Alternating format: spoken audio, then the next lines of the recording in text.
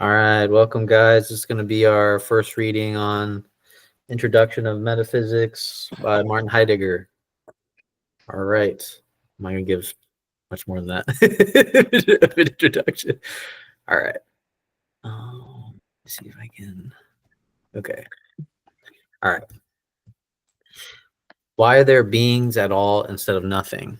That is the question. Presumably, it is no arbitrary question. Why are there beings at all instead of nothing? This is obviously the first of all questions. Of course, it is not the first question in the chronological sense. Individuals as well as peoples ask many questions in the course of their historical passage through time.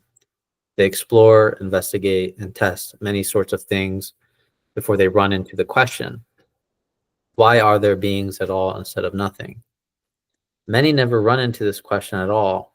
If running into the question means not only hearing and reading the interrogative sentence as uttered, but asking the question, that is, taking a stand on it, posing it, compelling oneself into the state of this questioning. And yet, we are each touched once, maybe even now and then, by the concealed power of this question, without properly grasping what is happening to us. In great despair, for example, when all weight tends to dwindle away from things and the sense, if you want to pick up from there, Luber. In the sense of things grows dark, the question looms. Perhaps it strikes only once, like a muffled tolling of the bell that resounds into Dasein. And then it has a little one, see the discussion of Dasein in our introduction. Do we want to read that? Yeah, you can read that.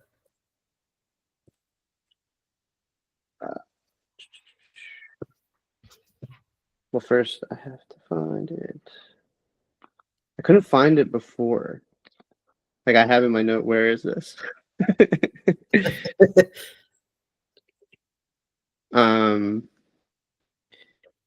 Is he referring to like being in time? Oh yeah, see discussion of Dasein into our introduction. Okay, yeah, we can skip that because that's he gives like two definitions of like Dasein. Yeah, he shares two definitions. There's Dasein that's like being, and then there's Dasein that more or less connotates who we are as human beings. Yeah, there's in the introduction there's two different types because there's Dasein with the space in the middle, Dasein. Sorry, I my laptop died. Oh, okay. Just plug it back in.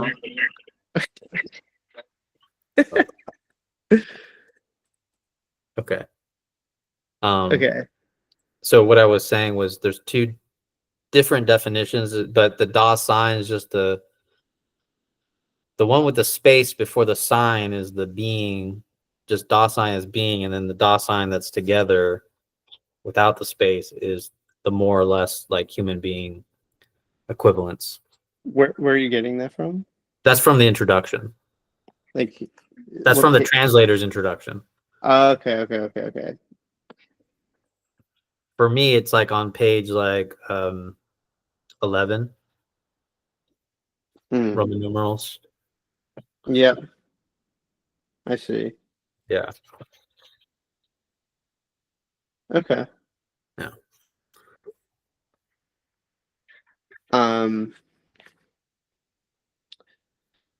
Into Dasein and gradually fades away. The question is there in heartfelt joy, for then all things are transformed and surround us as if for the first time, as if it were easier to grasp that they were not, rather than they are, and are as they are. The question is there in a spell of boredom, when we are equally distant from despair and joy.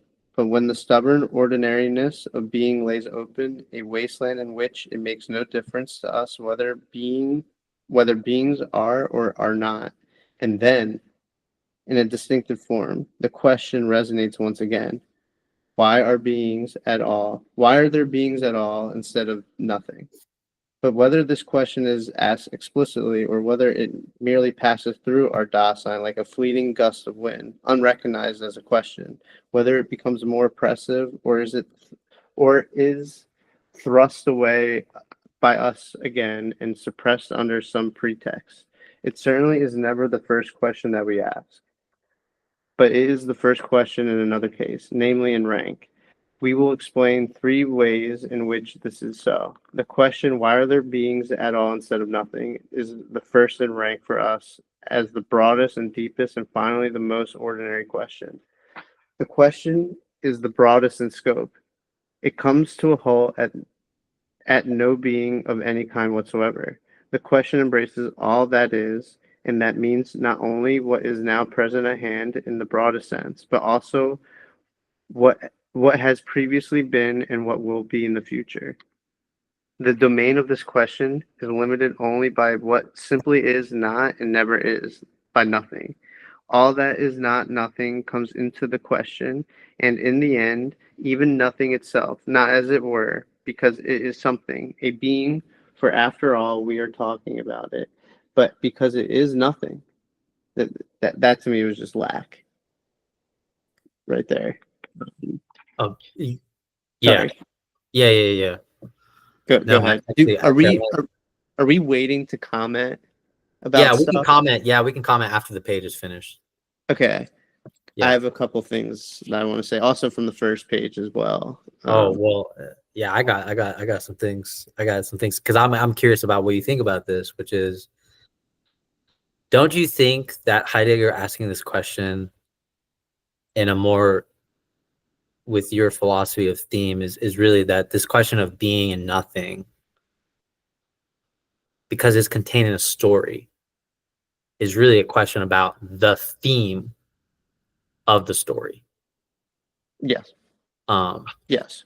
Because I feel like it's such a, the way it even begins, like just the way the experience begins, this, I like the way he puts it, just like, even in despair, the sense of things, the question looms, the muffled tolling of a bell, your enjoyment, your despair, you get touched by it. It's not something you actually question, but it's there in your experience.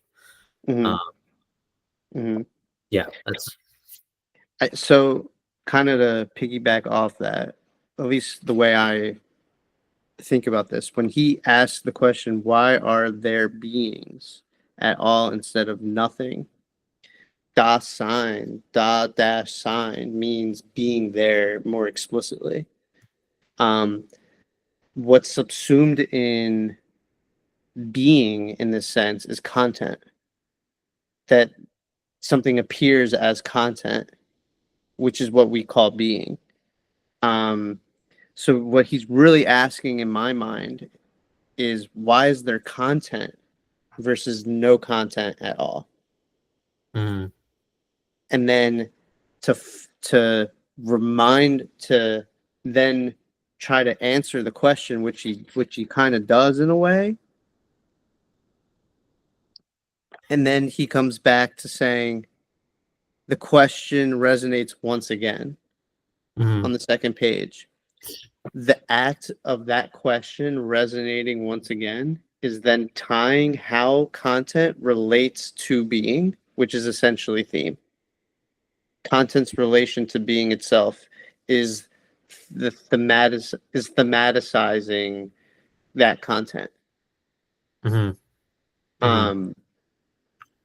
So basically he says, in my opinion, in a passive way, why is there content versus no content? Okay, let's take a stab by talking about the question a little bit. Okay, in talking about the question, we start getting a sense, and then in getting the sense, the question then reemerges in a different way that resonates, which is essentially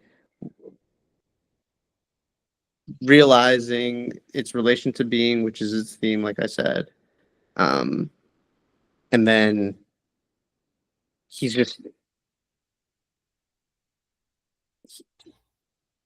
he's talking about, like, when he says But whether this question is asked explicitly or whether it merely passes through our dasein like a fleeting gust of wind, unrecognized as a question, whether it becomes more oppressive or is it a thrust away by us again and suppressed under some pretext, certainly is never the first question that we ask. So like,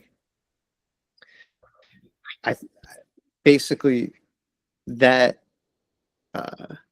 that comment is basically saying there's content that's given, and we never ask initially why that content is related to being. So at first, that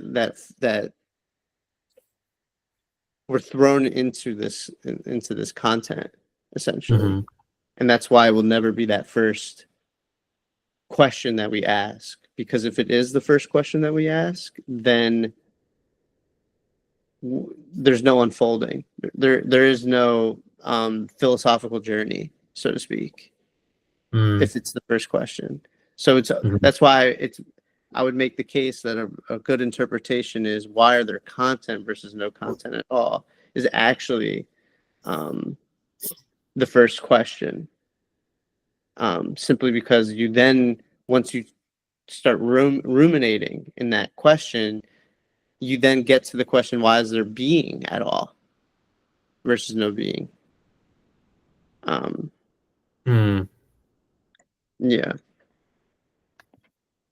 And then the lack, him saying, even nothing itself. I mean, that's just lack. Like, so I think Heidegger definitely has lack in mind with all this. But I talk too much. That's some general remarks. Yeah. No, yeah, it's good. I mean, the nothing, the lack is what frames this or limits the domain of this question. Right. Right. You know, even nothing, all that is nothing comes into question. All that is not nothing comes into question. And even in the end, even nothing itself, not as it were, because it is something. Mm-hmm. And then if we go to the next page of being, for after all, we talk about it, but because it is nothing. Right. Yeah. Is something is essentially content. Yeah, exactly. Yeah. Well, it's funny because you could look at like like if you think about content in relation to like a book, the nothing, the space that frames the content is that question. Right. Why is there content instead of nothing? Like it's like, because it's like what allows it's what allows the content to have an intellectual space. Right. Right. Just intelligible. Yeah. Like it allows the content to show up as content in the first place, but is only understood retroactively. Right. Like we can only understand that's the case after the fact of the content already being shown up. And then that's when, in Being in Time, Heidegger will say something, only those who understand can listen. Because you have to be in a mode of standing with the content such that you are able to realize this fact after the fact. Like realize this. Yeah. All right. We can. I'll go on this next page here. The scope of our question is so broad that we can never exceed it. We are not interrogating this being or that being, nor all beings, each in turn. Instead, we're asking from the start about the whole of what is. Or, as we say, for reasons to be discussed later, beings as a whole and as such. Just as it is the broadest question, the question is also the deepest. Why are there beings at all? Why? That is, what is the ground? From what ground do beings come? On what ground do beings stand? To what ground do beings go? The question does not ask this or that about beings. What they are in each case, here and there, how they are put together, how they can be changed, what they can be used for, and so on. The question seeks the ground for what is insofar as it is in being. To seek the ground, this means to get to the bottom. What is put into question comes into relation with a ground. But because we are questioning, it remains an open question whether the ground is truly grounding, foundation affecting, originary ground, whether the ground refuses to provide a foundation and so is an abyss, or whether the ground is neither one nor the other, but merely offers perhaps the necessary illusion of a foundation, and this is an unground. However this may be, the question seeks a decision with respect to the ground. That grounds the fact that what is in being as the being that is. Just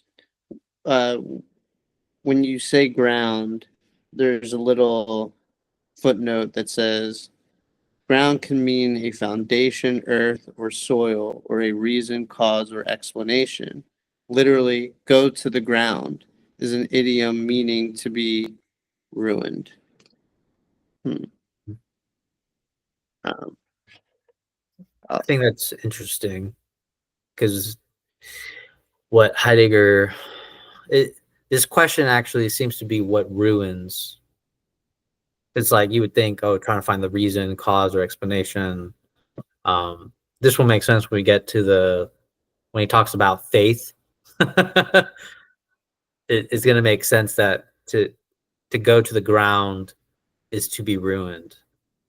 I think that's going to make sense. But I do like the way he's framing the ground, which is it could either be like a foundation, like an actual grounding, or it could not provide a foundation, so it's an abyss, or it's neither, so it's neither a ground or an abyss, but it's an unground, but it's just an illusion of a ground.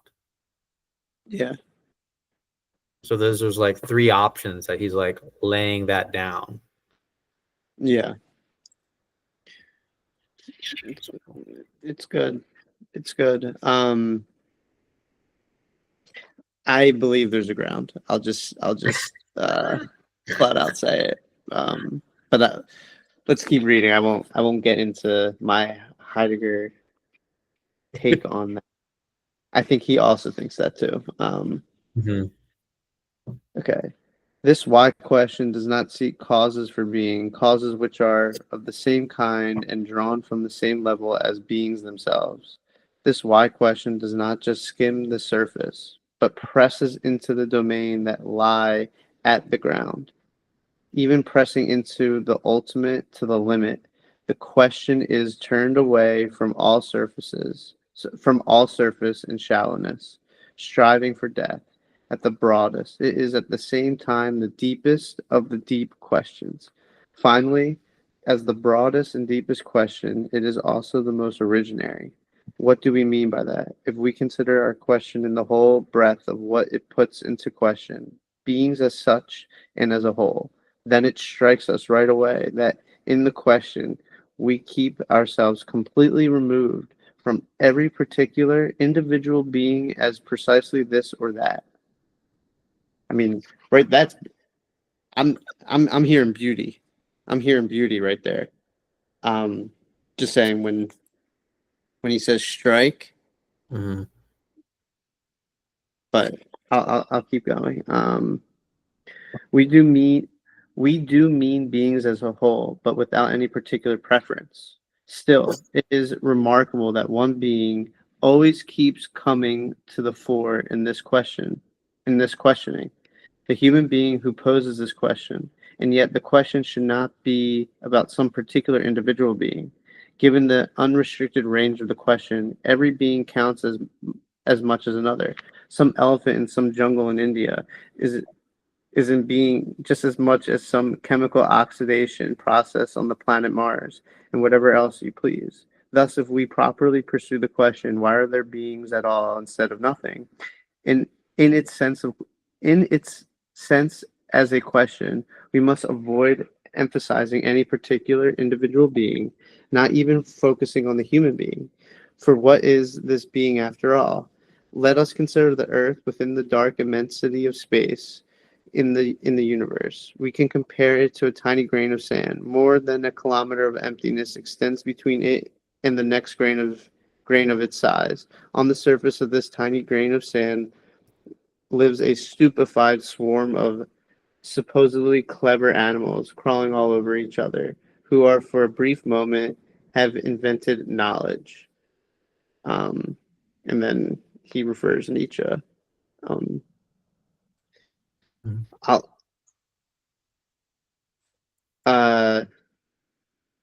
it's funny how he obliterates the subject Yeah. right here. Yeah.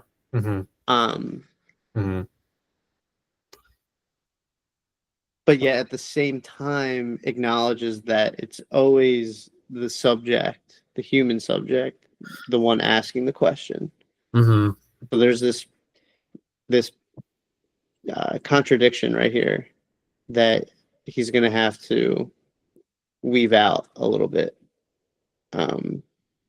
which he does. But I think the reason why he says we can't focus on the human subject is because it strikes basically the question, though the human utters it, it strikes us. Mm-hmm. So we can't be necessarily the sole focus of the investigation because there's something external to the human questioning it that's striking us. Right. Yeah. And then Desmond has a whole thing on stupefied, which he stupefaction is essentially a byproduct of the overdeterminacy of being. Okay. So when he says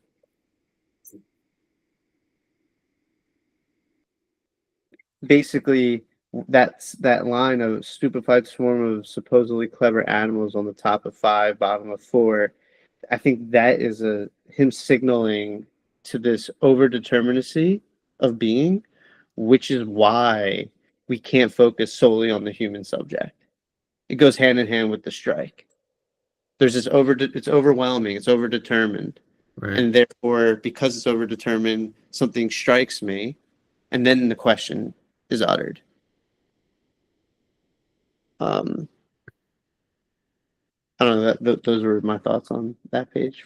Feel free to disagree, or No, I don't disagree because to me, it like when I start thinking about Heidegger's Nazism, it does start to get concerning here. Like no, it's like so funny because it's like it's like it's not even like it's just ironic. Like I don't even think he's being intentional at this point. Like he's probably not even thinking like it's super related. But just the phrase of like, given the range of this question, every being counts as much as any other. Some elephant in some jungle in India is in being just as much as some chemical oxidation process. Like once you make that move, like it's just like dead Jews are just as much as in being as anybody else. Oh my god.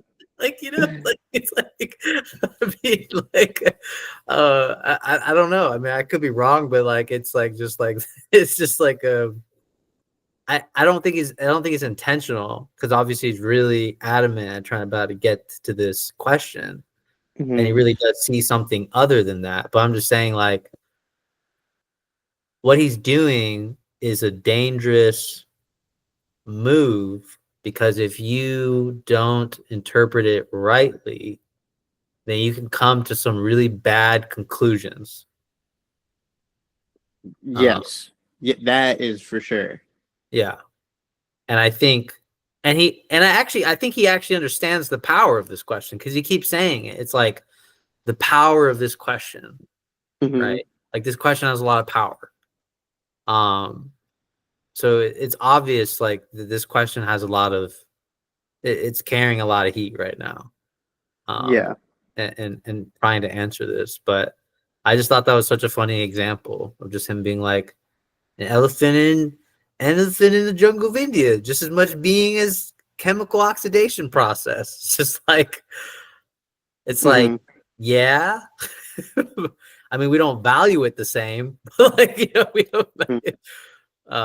but like, Well, yeah, I think it's interesting. this is why the content,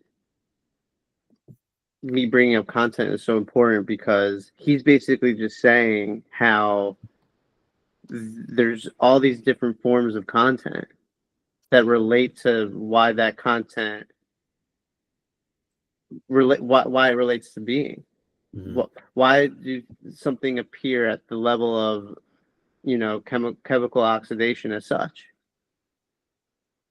Right. Basic, like that. So it's a very narrow. It, if you don't see the dialectic within him just saying being, then it can get really dangerous. Like, Mhm. in that way, where you're just treating everything as equal, when that's not really what he's even getting at all. Mhm. Like, Mhm. yeah, Yeah. All right, I'll continue on. It is interesting that he dropped Nietzsche in here. yeah. Do you want to read the footnote?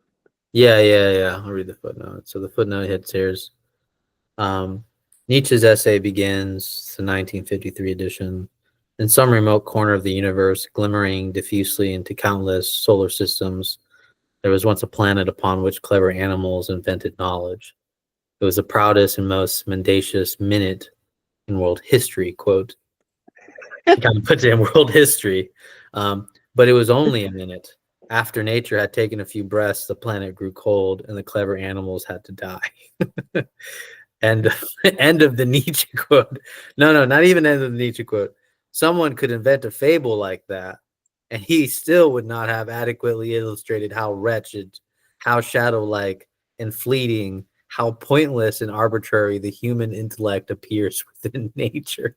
God damn. Like, that is funny. It's like, how is that not read as a comedy right there? No, that's so funny, man.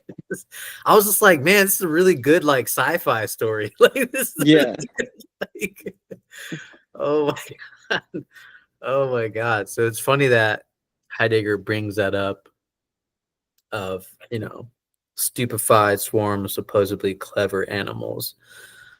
All right, I'll bring in reading. And what is a human lifespan amid millions of years? Barely a move of the second hand, a breath.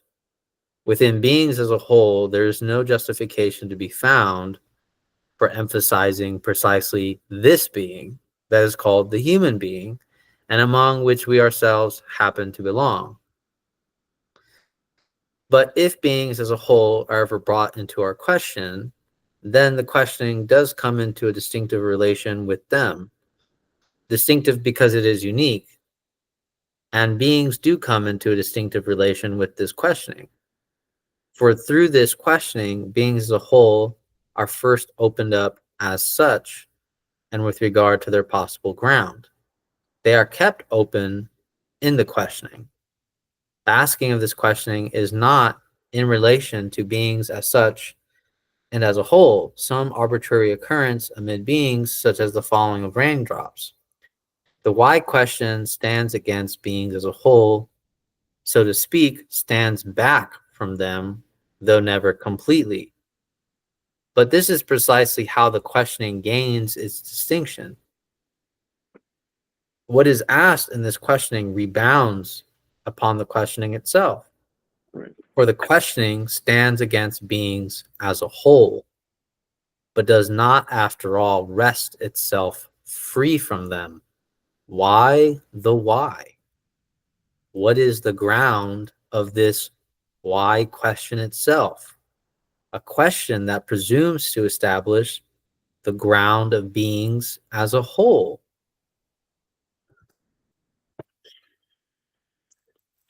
Yeah, I mean, so if you have any comments, but you can just continue reading from there. Yeah, I mean, he's going to talk about some of the things I'm thinking later. But I'll just keep reading. Is this why too? Just asking about the ground as a foreground, so that it is still always a being that is sought as what does this grounding? Is the first question not the first in rank after all, as measured by the intrinsic rank of the question of being and its transformations? To be sure, whether the question why are there beings at all instead of nothing is posed or not makes no difference whatsoever to beings themselves. The planets move in their orbits without this question. The vigor of life flows through planet and animal without this question. But if this question is posed, and provided that it is actually carried out, then this question necessarily recoils back from what it is asked and what is interrogated back upon itself. Therefore, the question in its therefore, the questioning in itself is not some arbitrary process, but rather a distinctive occurrence that we call a happening. I really like that. Yeah. Mm-hmm. I'll just say, I think Heidegger tries to thematize being. Like that's like his project, especially in Being in Time. Mm-hmm. But ironically, everybody that follows Heidegger doesn't really ask the question themselves, and they just talk about Heidegger. like his whole project is to make people talk about what, like, not forget being, essentially. Mm-hmm. And people forget being because he gets in the way, essentially. And I think my thought here is that there's things he's saying, basically, that the planets, the animals, they do their thing regardless of the question. But when someone poses a question, then all these things that are happening get brought into the foreground, where we then call it a happening because it comes back into itself. So if that is the case, then we shouldn't thematize being, because it doesn't recoil back. It just stays with whoever is trying to thematize being. You're just going to be fixated on the person, essentially, who's thematizing being. But instead, if you thematize, and I know I messaged this to you, so I'm elaborating. If you thematize theme itself, then you're thrown into asking what its content is at that point. Where if you thematize being already has content subsumed in it. So you're not like forced to think about the content per se. Mm-hmm. You're just forced to think about whoever is thematizing the content that's already subsumed in being, which in this case is Heidegger. So that's why people are like just caught up with Heidegger, at least the Heidegger followers, instead of asking, like, genuinely asking the question of being. That's because they're not asking a question per se that's forcing them to come up with content that allows for that content to recoil back into itself via the question itself. So yeah, I Eh, just wanted to kind of. I yeah. know I said a lot there, but No. It's good. I wanna add that I think if we had substituted theme in this part where he talks about the happening, right, it makes a lot of sense because then if I say so, for example, like the first section where he's like, whether it's pose or not, it makes no difference whatsoever to beings themselves. It's like, yeah, because there's the story that doesn't really change, right? There's part of the like like the fact that it's a story is indifferent to the content. It's always going to be a story, right, right? So in relation to content and story, it's always going to be a story. So there's a kind of indifference with that relationship to itself. hmm, But once you make the move from content to theme, then it's a happening. And the way I interpret this is, oh shit, I'm in a story. right, That's how I look at it. Like, oh shit, I'm in a story. right, You know? And so that's why, in a sense, like if you only if it's only ever in relation to content and the story, or like, yeah, if it's just only in that relation, then there's no difference making. Everything's gonna go the way as it is. It's hmm, only when you ask the question of theme in relation to the content instead of the story that right, it's a happening, right. because it's like that meta move, Yeah, you know. totally agree. I don't even want to piggyback off that because I think that was really well said. I'll keep reading. Yeah, that was great. Fuck, that was really good. No problem. Okay, this question and all the questions immediately rooted in it, in which this one question unfolds. This why question cannot be compared to any other. It runs up against the search for its own why. Real quick, it runs up against the search for its own why, and hence it can't be compared to. It can't be compared. So Mhm. this is exactly. This is touching on eudaimonon. Eudaimon. I can't fucking say the word. Eudaimonia. Yes, this whole paragraph right here is going to be touching on that because it's doing something for the sake of doing it, which can't be compared then. It's running up Basically, against the search for its own why. Yeah. you don't it doesn't matter. Like it's just the comparing is irrelevant at this point. The question, so I'll just keep reading this paragraph. This why question cannot be compared to any other. It runs up against the search for its own why. The question why the why looks externally and at first like a frivolous repetition of the same interrogative that could go on endlessly. It looks like an eccentric and empty rumination about insubstantial meaning of words. Certainly, that is how it looks. The only question is whether we are willing to fall victim to this cheap look of things and thus take the whole matter as settled, or whether we are capable of experiencing a provocative happening in this recoil of the why question back upon itself.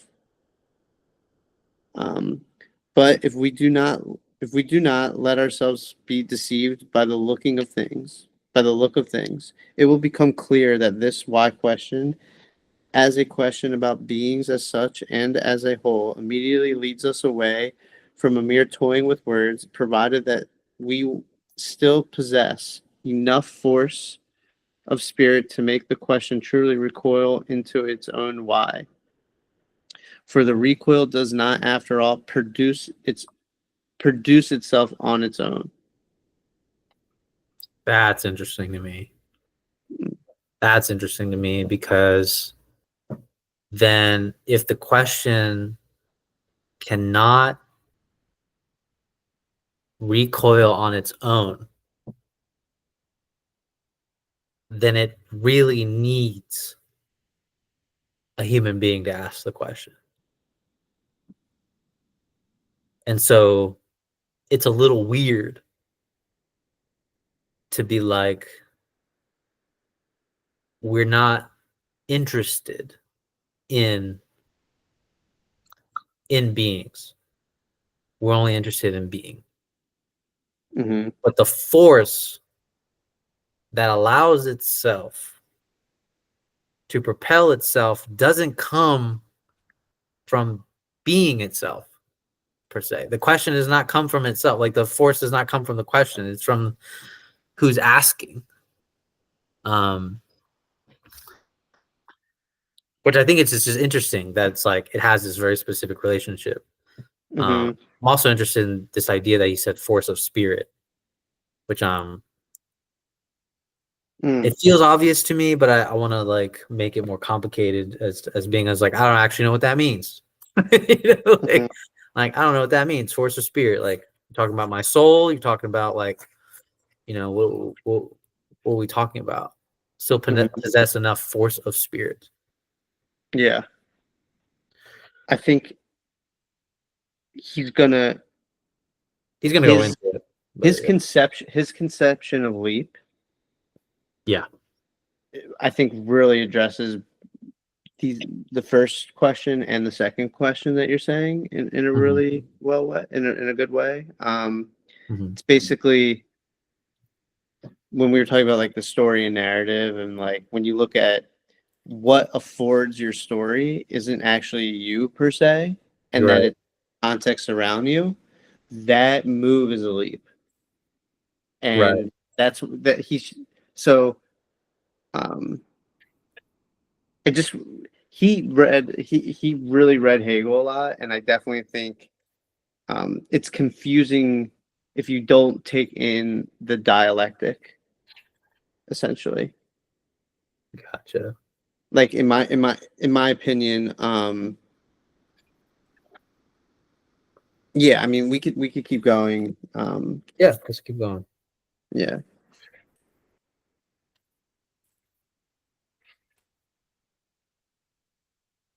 Should I keep going? Yeah. Yeah. Then we experience that this distinctive why question has its ground in a leap by which human beings leap away from all previous safety of their Dasein, be it genuine or presumed. That's I thought it was a very powerful line. The asking of this question happens only in the leap and as the leap and otherwise not at all. Later we will clarify what we mean by leap. Our questioning is not yet the leap, for that it must first be transformed. It still stands unknowing in the face of being. For now, let this comment suffice. The leap of this questioning attains its own ground by leaping, performs it in leaping. That's very interesting. Very interesting. And this whole part just reminds me of what Johannes is writing right now. But I think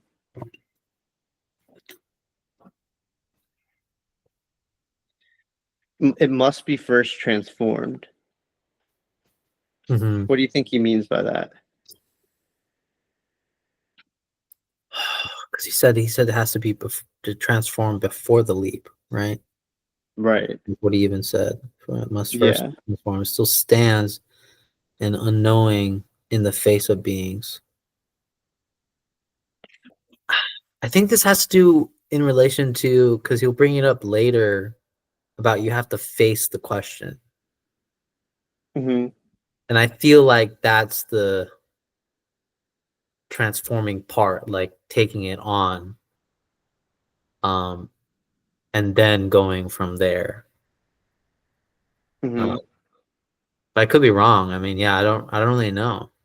I don't really know what he means by it must first be transformed. Unless we use the context and say it's the force of spirit that allows the question to recoil into its own why. Right? That's the one when it maybe that's the transforming part of making the question recoil into its own why. That is transformed. I can only use context to possibly guess at what he's meaning in this sense. Mhm. Because I guess I'm assuming if it's not transformed, if it's not asked without the recoil, then it's just, yeah, it still stands unknowing in the face of beings. So basically, I'm assuming it just we haven't asked the question. We haven't recoiled the question into itself. Right. Mm, Right. you know. Yeah. I'll just say, um, a way of thinking about of transform first is the strike of something, of the strike of beauty, making something implicit and it bringing basically the background into the foreground, the implicit into the explicit. Mm, And then from there, attending, caring mm, for how it is now explicit, which means a certain forgetting of of what your mode, your existential landscape is when there wasn't something explicit, because you're starting in a state where the implicit hasn't yet made itself explicit. So I think transformation being first simply just means having something go from background to foreground, mhm. implicit to explicit, Yeah. vis-a-vis a strike of beauty is what I would say, Mhm. even though he doesn't say beauty at all. Right. Right. And then with that said, I want to finish the paragraph because I think he kind of touches on that. So, according to the genuine meaning of the word leap, we call such a leap that attains itself as a ground by leaping an originary leap and attaining the ground by leaping. So, right there, I think he's kind of just saying what I just said, where you're attending to that which has been brought into your explicit, which in itself, since it's been brought into the explicit, is the leap, which you work with the things that are brought into your explicit. So you're essentially working with the leap itself, which is the ground itself, because that is what is brought. That is what's brought to the explicit. Mhm. Because if there's nothing explicit for you, there's no content, and you're not. Right. Um, Right. what are you working with? Right. Right. No, um, I think it's such a good analogy because it's like if you're thinking about how you can proceed from somewhere from the ground that you don't know that isn't explicit to you, the only way that something can become explicit for you is to actually move away from that ground. And ironically, you attain the ground by mhm, leaping. mhm. And only from there, it's actually an originary leap. And then from there, you can actually ask this question. Like it's Right. You like, actually have something explicit. yeah, you actually have something explicit, which So- is so crazy because like I imagine like a frog doesn't know the ground that he's standing on, but he knows the ground that he's going to leap to. Right. You know, like it's not Right. explicit. The ground that he's on is not explicit to him. He's Right. looking for the ground when he's going to land next, Right. and that's the only explicit ground that exists. Right. So I think the Right. frog. I kept thinking of like frog in this analogy, Sure. Sure. but it works for me. Yeah.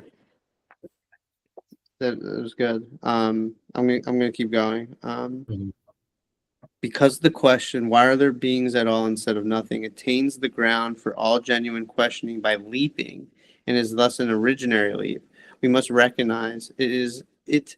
We must recognize it as the most originary. of questions. As the broadest and deepest question, it is the most originary, and conversely. In the threefold sense of the question is sorry. In this threefold sense of the question is the first in rank. First in the rank in order of questioning within that domain which this first question definitively opens up the grounds, giving it its measure. Our question is the question of all true questions. That is, all those that pose themselves to themselves, and it is necessarily asked knowingly or not, along with every question. No questioning, and consequently no single scientific problem, either understands itself if it does not grasp the question of all questions, that is, if it does not ask it. We want to be clear. We want to be clear about this from the start. It can never be determined objectively whether anyone is asking, whether we are actually asking this question, that is, whether we are leaping or whether we are just mouthing the words. The question loses its rank at once in the sphere of human historical Dasein, to whom questioning as an originary power remains foreign. Oh man, that was so good. Yeah, That was so good. yeah, Because I love this, like, it can't be determined objectively. Like this yeah. is asking this question. Um, you could just mouth the words. And this idea of questioning as an originating power remains foreign to human historical Dasein. Mm-hmm. It makes sense with the frog example. It really makes sense with the frog example because it's the frog that is looking ahead there's a lily pad ahead of it. Mm-hmm. So of course it can't be objective because he's not like he's leaping. It's a liminality thing. Like he's in between a lily pad and a lily pad. Oh yeah. Yeah, it's in between a lily pad and a lily pad. Yeah, Yeah. that's good. That's Yeah. good. My question is a question of all true questions. All right, I'll start on this one. I actually really like this one coming up. For example, anyone for whom the Bible is divine revelation and truth already has the answer to the question, why are there beings at all instead of nothing? Before it is even asked, beings, with the exception of God himself, are created by him. God himself is, as the uncreated creator. One who holds on to such faith as a basis can perhaps emulate and participate in the asking of our question in a certain way, but he cannot authentically question without giving himself up as a believer with all the consequences of this step. He can act only as if.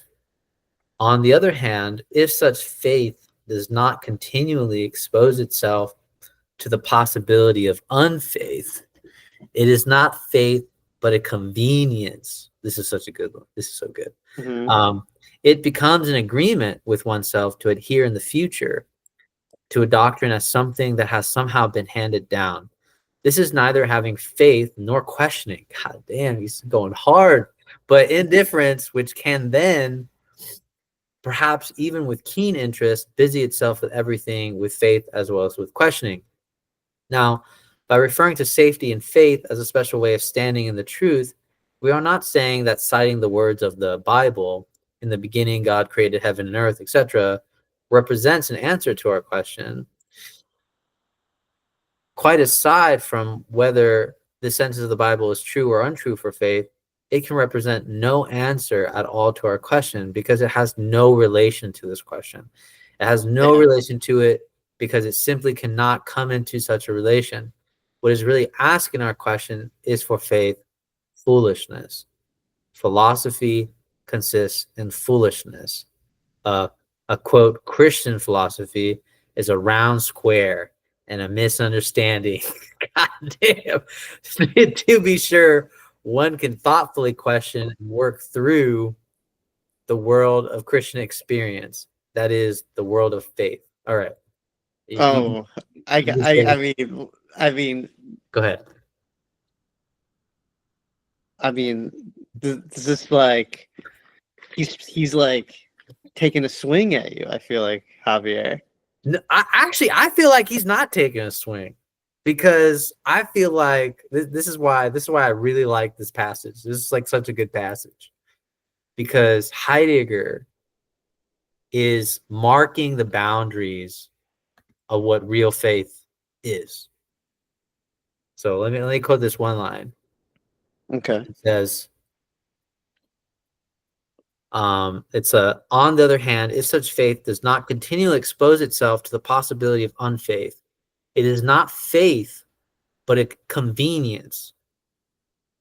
So he actually has a lot of respect for faith, because actually a lot of my problem with religion is precisely this. They're like, oh yeah, have faith, but that's just another way to just say have certainty. Have certainty. Don't have doubt. Don't have doubt. Heidegger is saying, but then it's not faith anymore. Like with faith, you have to understand that there is like a real kind of like uncertainty to it. Which is why he says, if you're not continuously exposing yourself to the possibility of unfaith, it is not faith, but a convenience. And then he says, a little further down, about,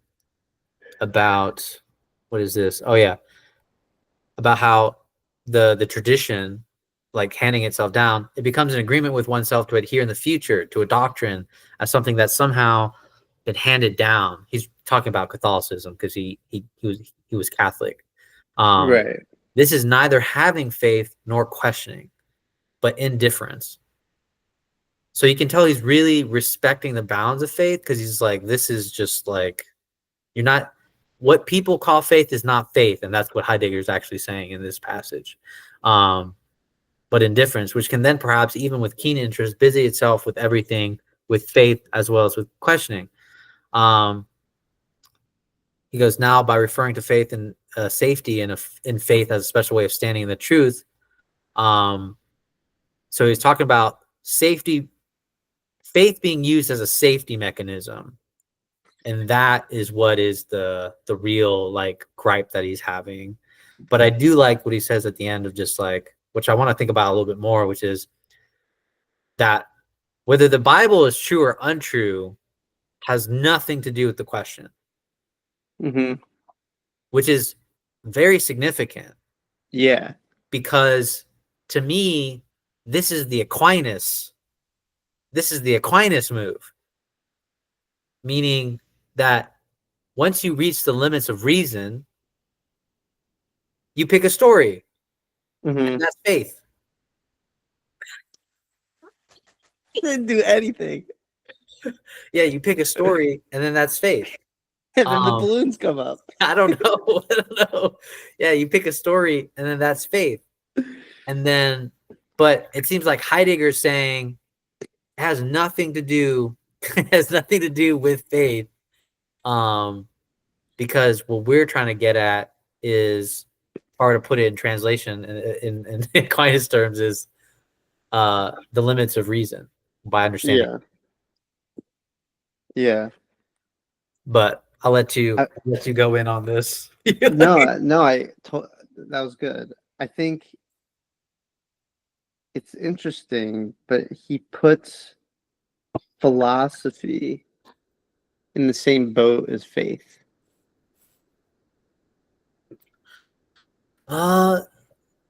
Explain. He says,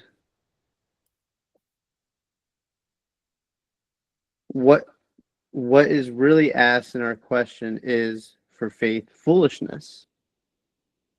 Philosophy consists in such foolishness. Yeah. So I understand that differently, as to say, like, he's almost saying, for faith is so obvious. what the answer is. Okay, so this might be a point of contention here. Okay, okay, Which okay, is nice. okay. Because to me, what he's saying is only a fool doesn't pick a story. And in that sense, faith would only be realizing that you need to pick a story, but not picking a story simply because you don't want to have these determinations. Because having those type of determinations only exists when you pick a story, and only exists, and then the faith only exists when you question those determinations, which would mean you not picking a story is what I'm gathering here. Because like religion is contingent off of historical facts. Mhm.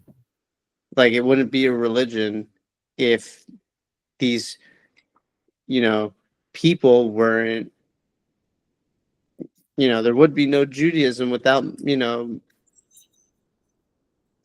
Abraham Yeah. kind of thing, Mhm. Mhm. there wouldn't be Christianity without Jesus. There wouldn't be, Mhm. et cetera, et cetera. So it just seems that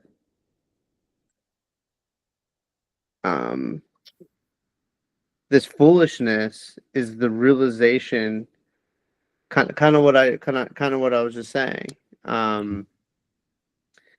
Be- because for you to pick a story, you have to be caught up within the facts of it, and you can't really question, like genuinely question, in the sense of like you can't really say, and correct me if I'm wrong, I don't Mhm. know too much about this, is when we're getting religious studies here, but like Mhm. I can't say Jesus wasn't real and be Christian. I mean, Jordan Peterson kind of does that move, but yeah, he does that move. Like it has to be a given that Jesus is real, for example. Like Right. that in itself can't be in question for me to be Christian.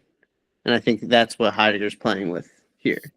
Where in philosophy, if you just stay in philosophy, it's actually the foolish move, Mhm. precisely because you realize that you need to pick a story, but you don't, because you don't want to not question the facts in that vigorous way. Because by questioning the facts in that vigorous way is antithetical to picking said religion, say Christianity. Yeah, said story. Yeah. Right. So, okay, but you're saying that faith and philosophy were the same. Yeah, that to have faith, it seems that it would be the ability to ask questions with vigor, which at the same time means that you're a fool, is what he's saying.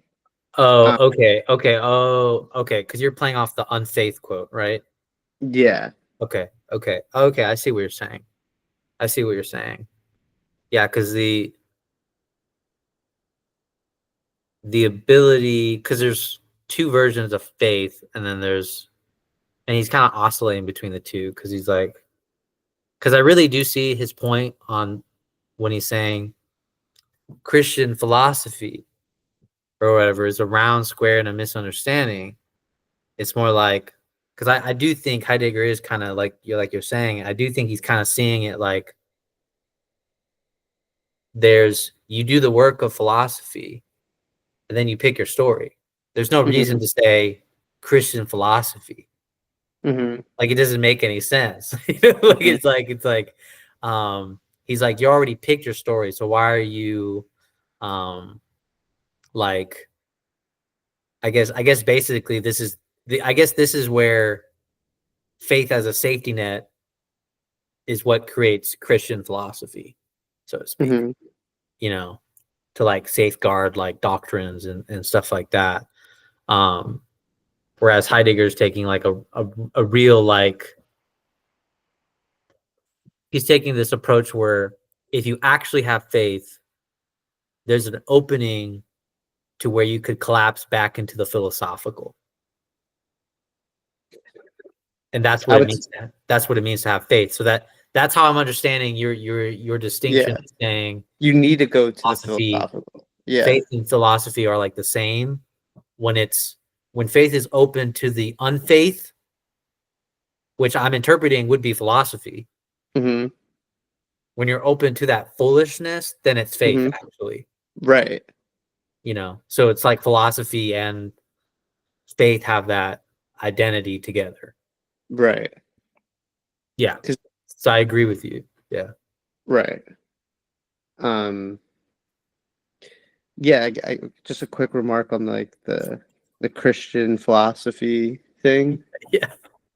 It's that um